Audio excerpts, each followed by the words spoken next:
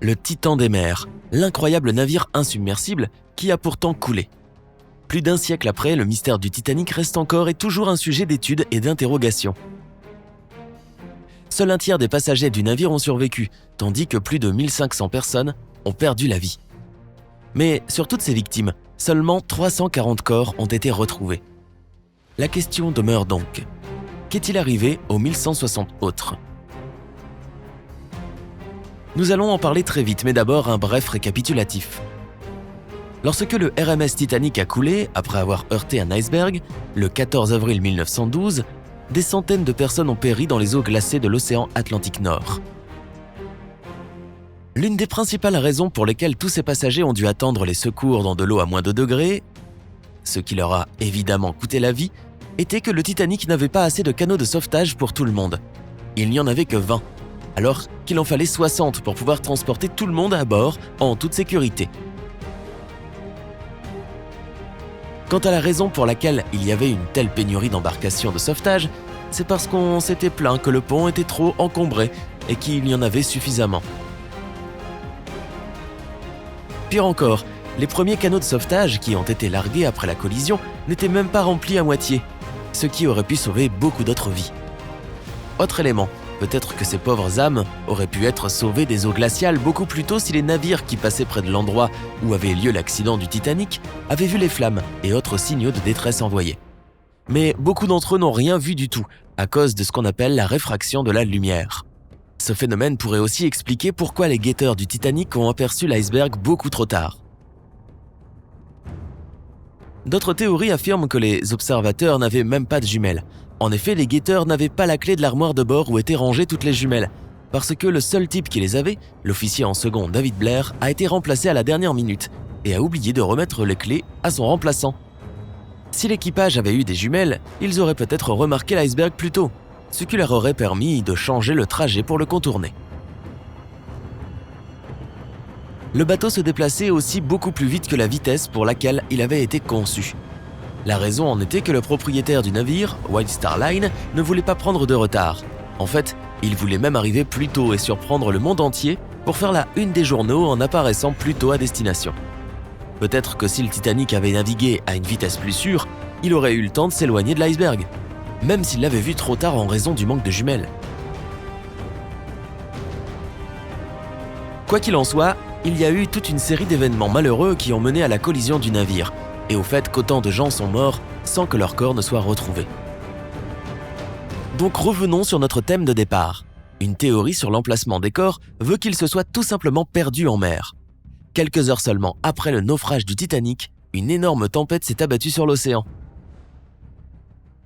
Les courants et les vents auraient emporté de nombreux corps jusqu'à 80 km du lieu de l'accident.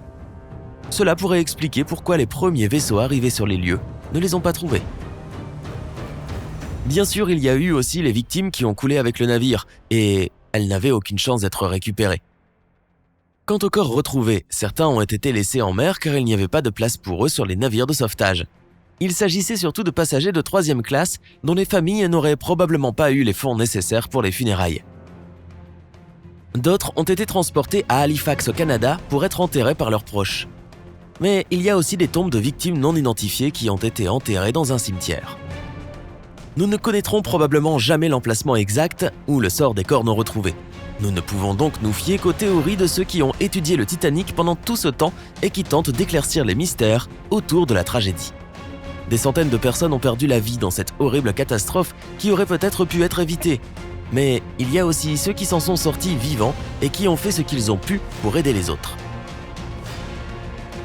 Si tu as vu le célèbre film de James Cameron de 1997, basé sur ces événements, tu te souviens peut-être que le personnage de Molly Brown a été l'un des premiers à sortir du canot de sauvetage pour essayer de convaincre le quartier-maître de revenir à la rame pour récupérer plus de survivants.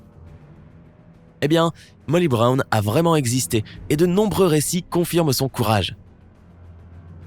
Cette femme forte et altruiste a mérité le surnom d'insubmersible Molly Brown. Après le naufrage, elle a fait de son mieux pour attirer le plus de passagers possible dans les canots de sauvetage. Mais son action héroïque ne s'est pas arrêtée là. Même après avoir survécu à la catastrophe et avoir été sauvée par le RMS Carpathia, Molly Brown s'est réunie avec d'autres survivants de première classe pour mettre en place une organisation afin d'aider les survivants de deuxième et de troisième classe à répondre à leurs besoins fondamentaux. Elle a également fait campagne pour l'éducation des pauvres et le droit des femmes. En 1914, elle s'est présentée au Sénat et après la Première Guerre mondiale, elle a poussé des gens du Missouri à aider à reconstruire la France d'après-guerre. C'était vraiment une femme remarquable et inspirante. Il y avait aussi l'auteur, journaliste et enseignant Lawrence Bisley. Ce dernier était un passager de deuxième classe britannique qui lisait un livre dans sa cabine lorsque le navire a heurté l'iceberg. Il a demandé à un steward ce qui se passait et celui-ci lui a assuré qu'il n'y avait rien à craindre. Heureusement, Bisley a décidé d'aller sur le pont A. Et comme il n'y avait ni femme ni enfant, on lui a dit de sauter dans le canot de sauvetage numéro 13, juste avant sa mise à l'eau. Plus tard, il a écrit un livre qui a eu beaucoup de succès, intitulé « The Loss of the SS Titanic ». Dans ce livre, Bisley parle de son expérience en détail. Violet Constance Jessop est une autre survivante. Elle n'avait pas prévu de travailler sur le navire, mais une amie l'a convaincue de postuler pour être hôtesse. Elle était dans sa cabine, presque endormie dans sa couchette quand le Titanic a heurté l'iceberg. Elle a immédiatement reçu l'ordre d'aller aider sur le pont. On l'a ensuite mise dans le canot de sauvetage 16 avec un bébé qu'elle a pris en charge. Après 8 heures de navigation sur l'océan, un autre bateau a sauvé les passagers de ce canot et le bébé a pu retrouver sa mère. Les compétences de Jessop en matière de survie ont été mises à l'épreuve une nouvelle fois lorsqu'elle était à bord du HMHS Britannic, qui a également coulé 4 ans plus tard en 1916. Ironiquement, c'était un navire jumeau du Titanic qui appartenait aussi à White Star Line. Dorothy Gibson, une belle chanteuse américaine, mannequin et actrice de films muets, a aussi été une survivante du Titanic. Dorothy était l'une des personnes les plus riches et célèbres à bord du navire. Elle jouait au bridge dans le salon avec ses amis quand l'accident s'est produit. Elle et 2 de ses amis se sont échappés à bord de l'embarcation de sauvetage numéro 7, soit le premier canot mis à l'eau. À son arrivée à New York, son manager l'a convaincue de jouer dans un film basé sur le naufrage du Titanic. Dans ce film, elle portait les mêmes vêtements qu'au moment du naufrage. Connais-tu d'autres faits sur le naufrage du Titanic ou de ses survivants ? Fais-le savoir à tout le monde dans les commentaires. Si tu as appris quelque chose de nouveau dans cette vidéo, assure-toi de lui donner un j'aime, partage-la avec tes amis et clique sur le bouton de s'abonner pour rester du côté sympa de la vie.